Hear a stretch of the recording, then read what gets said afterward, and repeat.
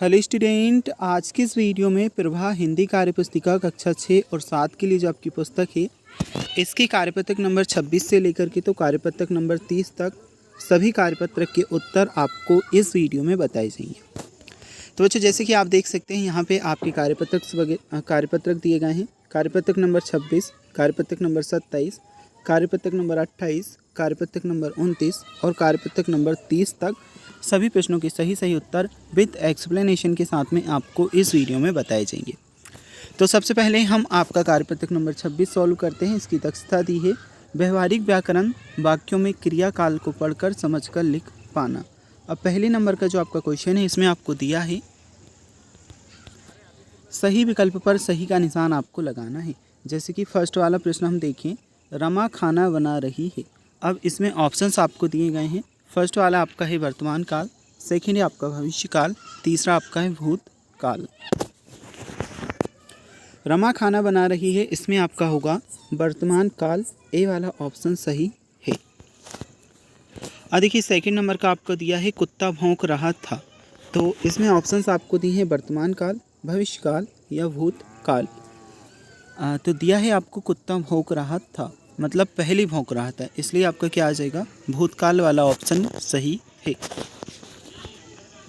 Next आपका है पक्षी आकाश में उड़ रहे हैं, तो इसमें वर्तमान काल और भविष्य काल और भूतकाल। लेकिन पक्षी आकाश में उड़ रहे हैं तो ये क्या हो रहा है, वर्तमान में ये हो रहा है, इसलिए वर्तमान वाले पर टिक करेंगे। चित्रकार चित्र बनाएगा। अब देखिए वर्तमान काल दिया है, भविष्य काल और भूतकाल। चित्रकार चित्र बनाएगा, इसमें आपका आ जाएगा भविष्य काल।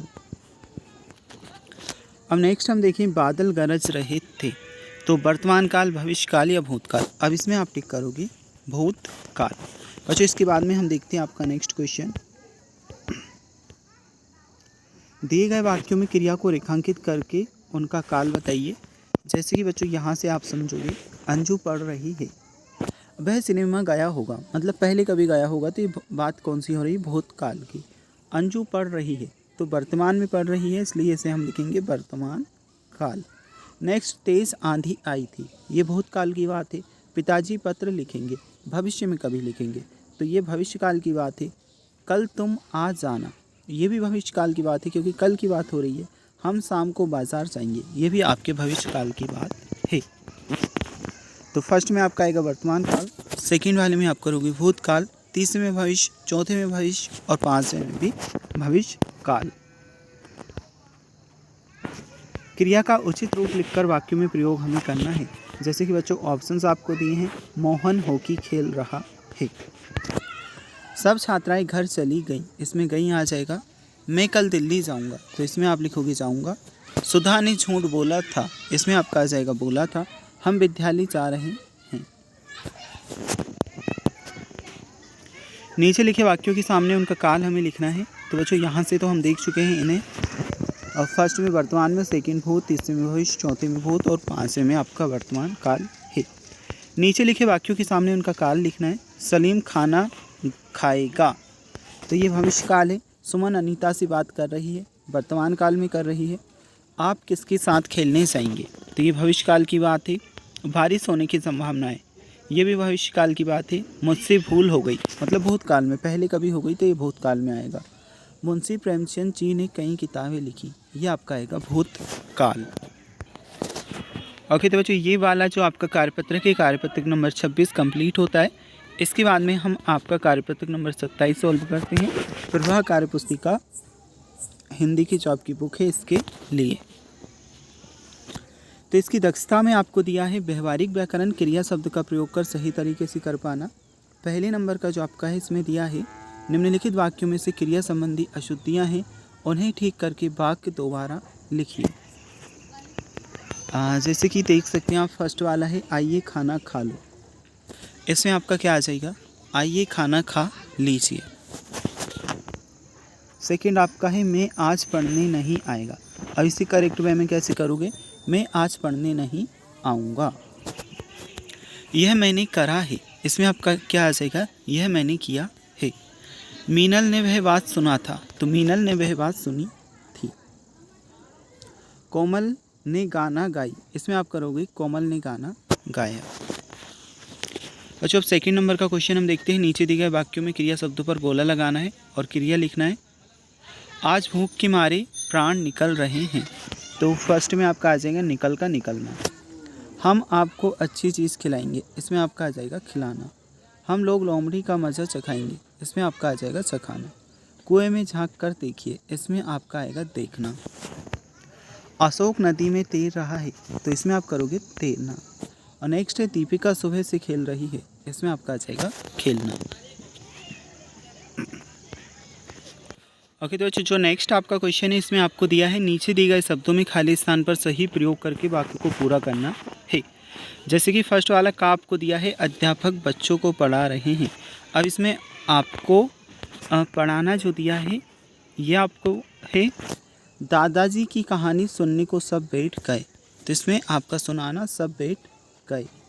रवि ने खाना पकाया था, ठीक है। पुत्र ने पिता को पत्र लिखा है, लिखना हमें दिया है इसलिए हमने क्या लिखा, लिखा है। यहाँ पे पकाना दिया था इसलिए पकाया था हमने लिखा।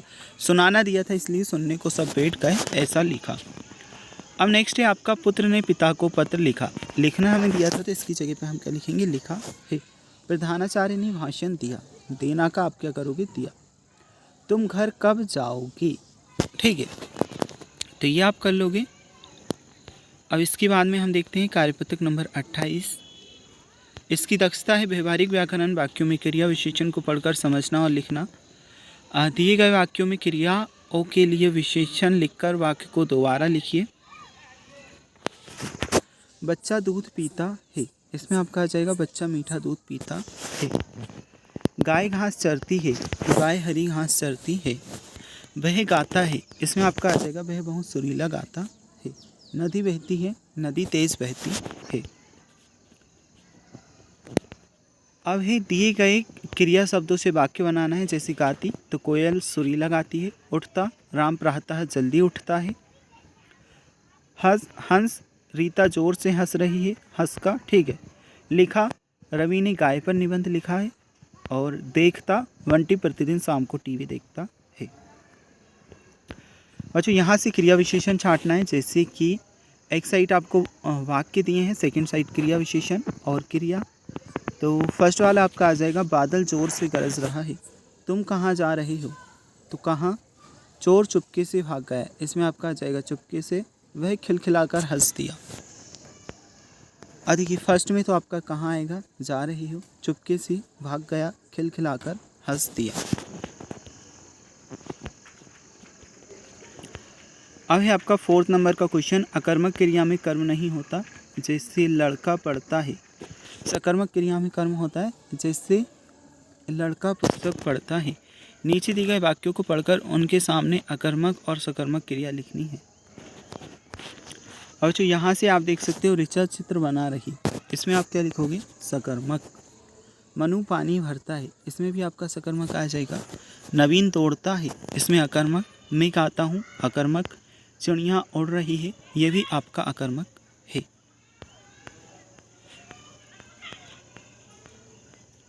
ओके दोस्तों, अभी तो आपका कार्यपत्रक नंबर 28 तक हमने सॉल्व किया है। ओके बच्चों, जो नेक्स्ट है आपका कार्यपत्रक नंबर 29, इसे हम सॉल्व करते हैं। इसकी दक्षता दी है व्यवहारिक व्याकरण, संदर्भ में संबंध सूचक शब्दों का प्रयोग कर पाना। अब फर्स्ट जो आपका क्वेश्चन है इसमें आपको दिया है रिक्त स्थानों में उचित संबंधबोधक शब्द लिखकर वाक्य को पूरा कीजिए। जैसे कि की अपेक्षा, के द्वारा, के किनारे, के संग और के ऊपर ऑप्शंस आपको दिए हैं। अब फर्स्ट वाला जो आपको दिया है इसमें आपका आ जाएगा छत के ऊपर मुर्गा बैठा है। सेकंड आपका है नदी के किनारे साधु की कुटिया है। तीसरा आपका होगा मोहिनी अपने भाई के संग स्कूल जाती है। और चौथा होगा मुझे सेब की अपेक्षा आम पसंद है। अब जो दो वाक्यों को जोड़कर वाक्य बनाना है। जैसे साहिल थक गया था, वह सो गया। साहिल थक गया था इसलिए वह सो गया। एक शब्द आप कुछ इस प्रकार से, जैसे साहिल थक कर सो गया, ऐसे बना सकते हो। यह हिंदी की पुस्तक है, मुझे यह पसंद है। यह हिंदी की पुस्तक मुझे पसंद है, ठीक है। यह हिंदी की पुस्तक मुझे पसंद है, ऐसे आप बनाओगे। वह बहुत तेज चली, वह घर जल्दी पहुंची। वह बहुत तेज चलकर घर जल्दी पहुंची। आज बहुत बारिश हो रही है, ओले भी पड़े हैं। आज बारिश के साथ ओले भी पड़े हैं। नेक्स्ट आपका है दिए गए खाली स्थानों में उचित शब्द लिख करके वाक्य को पूरा करना है। जैसे श्रुति के साथ नेहा पढ़ रही है, परिश्रम से पढ़ाई करो ताकि परीक्षा में सफल हो सको, राम तो आया पर श्याम नहीं आया, जब सर्दी पड़ती है तब गर्म कपड़े पहनते हैं। वाक्यों में दिए गए संबंधबोधक शब्द छांट करके आपको लिखना है। प्यास के मारे बुरा हाल है, तो इसमें आप लिखोगे के मारे। मेरा घर मंदिर के पास है, इसमें आपका आ जाएगा के पास। मैं गोपाल के बिना नहीं जाऊंगा, इसमें आप करोगे के बिना। और राम के आगे मैं खड़ा हूँ, के आगे। बच्चों यहाँ से कार्यपत्रक नंबर 30 को हम सॉल्व करते हैं। इसकी दक्षता दी है गद्यांश पद्यांश को पढ़कर समझ के साथ उत्तर दे पाना। निम्नलिखित गद्यांश को पढ़कर दिए गए प्रश्नों के उत्तर दीजिए। हम पुराने शहर में बनी ऐतिहासिक हवेलियों को देखने के लिए भूल भुलैया जैसी गलियों में पहुँचे। गाइड के मार्गदर्शन में बढ़ते हुए हमने पटबो की हवेली, सालम सिंह की हवेली और नथमल की हवेली देखी। ये हवेलियाँ करीब 300 साल पुरानी हैं। ये हवेलियाँ देखने में अद्भुत हैं। ये हवेलियाँ गर्मियों में ठंडी और जाड़ों में गर्म रहती है।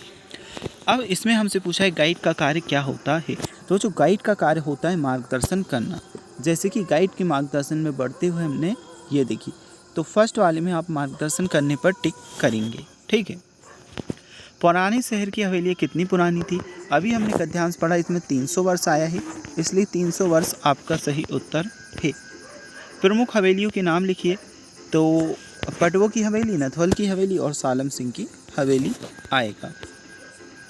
ऐसा क्यों होता है कि जब हवेलियाँ गर्मियों में ठंडी और जाड़ों में गर्म रहती है, तो हवेलियों की मोटी मोटी दीवारें जो चुने हुए रेल की चिनाई से बनी हैं वे इंसुलेशन का काम करती हैं, इसलिए बाहर की सर्दी व गर्मी का असर कम होता है। ऐतिहासिक शब्द का अर्थ बताकर वाक्य में प्रयोग करना है। तो अर्थ है बच्चों इसका इतिहास से संबंध रखने वाला ऐतिहासिक होता है। जैसे कि ताजमहल एक ऐतिहासिक स्थल है। अब जो इसके बाद में डायरेक्टली आपका 5वीं के बाद में 7वां प्रश्न दिए गए अनुच्छेद को संकेतों द्वारा कीजिए। एक दिन तो गोरैया सीधी घर के अंदर घुस गई और रोशनदान पर जा बैठी। दोनों बड़े मज़े से गाना गा रही थी। एक ने नीचे देखा और चींची करने लगी। वह उड़कर पेड़ पर जा बैठी जहाँ उसका घोंसला था। अगर तो जो कार्यपत्रक नंबर जो आपका 26 है यहाँ से लेकर 30 तक हम सभी कार्यपत्रक को सॉल्व कर चुके हैं। अब नेक्स्ट वीडियोस भी हमने अपलोड कर रखी हैं। इसके बाद के कार्यपत्रक के वीडियोस आप देखना चाहते हैं तो चैनल पर जाइएगा या इसी वीडियो के डिस्क्रिप्शन बॉक्स में हम आपको लिंक देंगे, तो वहाँ से जा कर के आप देख सकते हैं।